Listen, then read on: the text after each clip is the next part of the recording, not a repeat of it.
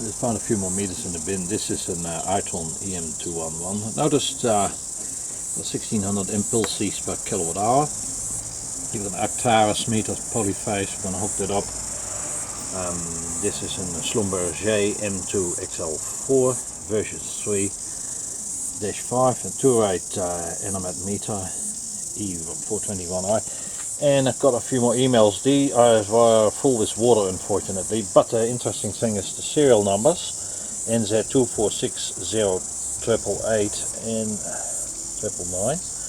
We got a couple here. They have been next to each other in the manufacturer, and another one 2470440. These meters were full with water, so I've dried them up, and the discs are very dirty and crusty. I'm going to do a dial test on them and see if they're still accurate.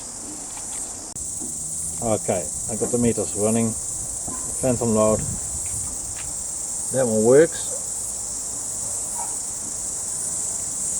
That one got jammed somehow. Needs a few taps, so that needs work. And this one is the same. It needs taps to get going. So there is some corrosion on the disc. Doesn't look too good. If you look at this one, there's a bit of corrosion, so I need to take the nameplate off. I just let them stew for a wee while and see what happens. While we're looking at this meter, it doesn't look too happy. It's got a lot of corrosion on the disc. It wants to turn, but there's a lot of crap on it, so I need to have a look at the alignments. I'll take a nameplate off to look. And this meter is the same. It's almost fouling by the look of it, so I need to see if I can fix it. So this disc on this meter got a lot of crap on it, and I need to take it out and see if I can clean it up, get it to go properly. And the same applies to the meter on the right hand side. The disc is also very corroded. It's not happy at all. Not responding here. This one is just hampering now. Stopped. The 888 meter is happy. That's moved one unit. And I just wait till this meter runs over. I actually should have put a meter on this decimal wheel here, just to give me an accurate reading. I may put a decimal counter as well. Just in the process, I've loosened the float-on bearing and I've taken it out. And there's a tiny float magnet in here. And now the disc is just hanging loose, so I need to see if I can clean it up. This meter is just about to roll over. It goes 862, and the other meter was sitting before on 6 low, and it's now on 7 low. So that email seems to be pretty accurate on this course dial test, and that one is just rolled over. Well, I've taken the disc out finally. The disc itself is not in the best condition. It has a lot of corrosion, so this meter has been fully submerged in water. That is the top bearing. That's a pin and needle bearing, and the bottom one is just the magnet float-on bearing. So I'll try to clean it up and see if we can get it to work properly. Upon the investigation, I found the dial train is running very stiff. That's probably half the problem. It's very tight on the gears. That should roll very freely. Oh, it's coming free now. That may have been half the problem. Working now. I'll clean it up, lubricant, and put it back in, see what happens. Well, I got the disc running free, so it was the register. This little pole on top here, that's the anti-reverse pole. That's a little black thing, and if the disc goes the other way, the meter will stop. That's running smooth. So I'm going to put the dial train back on and line it up with the other meter, which is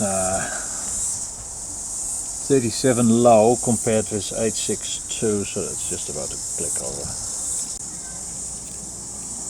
Well, the dial runs now super smooth.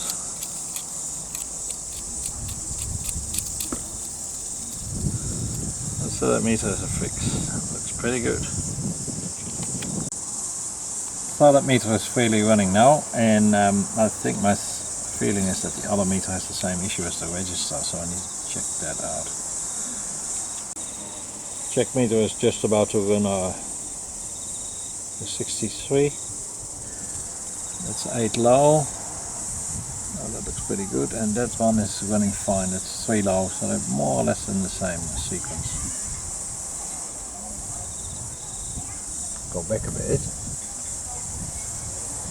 Run almost at the same speed. They should be running at the same speed. They're all 266.6. Oh, there we go. That meter is already in the process of running over now. Going up to the 3, and that meter is 8 low, so that looks good, and that's 3 low. Now we'll let these run for a while. I just got a dial here unmeshed, and it's not happy. It's going very stiff. So I put a lot of drag on the wheel, but needs to be cleaned up with the bearings as well. That meter is going very slow. So we'll just investigate it, and we'll clean it up a bit better, and hopefully we get the meter operational. Well, I finally got meter number 3 running. Also there was quite in there. Here you can see the reverse running stop a lot better. And cleaned the disc, there was a lot of corrosion on it. Cleaned the gap between the magnet and the voltage and current coils. And the register had gone tight as well, so I've sorted it out. In the meantime, these meters advancing quite nicely. 7 high. This one has fogged up because it's probably gone warmed up a bit, and that main meter sits on 66. Meshing should be about 50%, not too deep because otherwise it's binding. I'm just going to put the nameplate on, and we'll let this meter do its thing as well for the rollover. Okay, I've taken the cover off. The meters can vent out a bit, so that's 42 low, 27 low on this meter, and the last one is 97 low, and it's running fine. So let's hope they stay in step, and the main meter says 70867. Looking at it at the main afternoon sunlight, I see this disc is quite dirty on the first meter, and that definitely needs some work at. There's rust on there, there is aluminium oxide on there, so I'm going to take that on apart too, to give it a bit of cleaning, and hopefully have less friction anyway. Because the meter is actually keeping in step quite well, this particular meter. But considering these two are pairs, they come from the same time from the manufacturer, it'll be good to keep these keep in working condition. So here we've got 3 times email M3i meters. These are made in Australia, Sydney, Australia.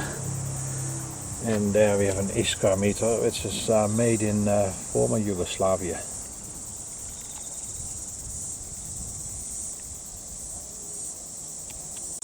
So we'll talk a little bit about phantom loading. This is just a standard microwave transformateur, and I've modified the secondary or the HV winding, stripped that off and put 3 turns of 35mm copper on there. The primary winding is just a 240 volts, but I control it by means of a variac, by means of this white TPS. The TPS goes to the device inside, which is an old variac. The variac sits here, and sits at about, say, 50 volts, I would say. And the ammeter is just about half visible. At the bottom is about 0.3 ampere, just on the standard YouTube PowerPoint. The other wires, the active, the orange lead goes into a black lead, which is X vacuum cleaner, and that is connected up to a fuse device here from X street light that feeds the potential coils. So in essence we're running the meters at, say, maybe 6 volts, let's say 50, 60, 70 ampere. This is furnished by this device here to the variac, and there's normal 240 volts AC on the connector here, which feeds the active and the neutral for the meter. So your actual current leads are live as such. So we're sitting 43 nearly, 29, and we're going to get a run over here too shortly. The 3 meters are spinning quite happily. I think the left one is running a bit slow because of the crap on the disc, but I haven't bothered sorting it out at the moment. I really like this spinning wheel with all the multicolored, silver, black, aluminium colored and brown rust. The device is happily ticking over.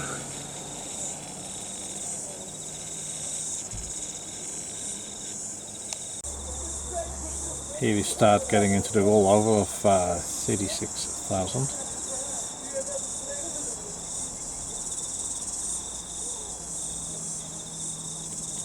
Meter number 1 is finally installed, so that needs work done. I won't be doing it today, but I'll do it probably tomorrow. Have a look into it. We need on 36,000 this device here. And the main check meter is at 69 at the moment. So we finally rolled over to 36,000 kilowatt hours on this device here. And this meter stays in step with the last 0 and 30. And this particular meter has stopped, which was initially very keen on running, but now it's slowed down completely. And this meter should be about running over to 70 very shortly. There we go, the numbers are coming up high, and it's about 24 revolutions. 1/10 of a unit to get the dial flipped over from 69 to 70. This is called single mesh. It's got a blanked off decimal wheel which measures the 100 watt hours, while the other ones are constant mesh. That means the meters are in mesh all the time with the unit wheel instead of a decimal. There we go. Thanks for watching for now. This is just a quick dirty video. The email M3i meters and an Iskra E89C2 meter for Dalco 2007. Thank you for watching. Oh well, she finally found the puff again, so decided to go. So the friction has reduced. This is just a sub-coordinate at the end of the meter video. I just noticed the meter had spinned up while the load is still the same. Well, I couldn't resist, there was enough daylight left, so I fixed that meter, cleaned it up, and it's running fine now. My main meter sits on 74, and then that one sits on 35 on the last 2 digits, and this sits on 005, so it's all going fine. You've got the Australian triplet sitting on the phantom load, happily spinning away at 50 ampere.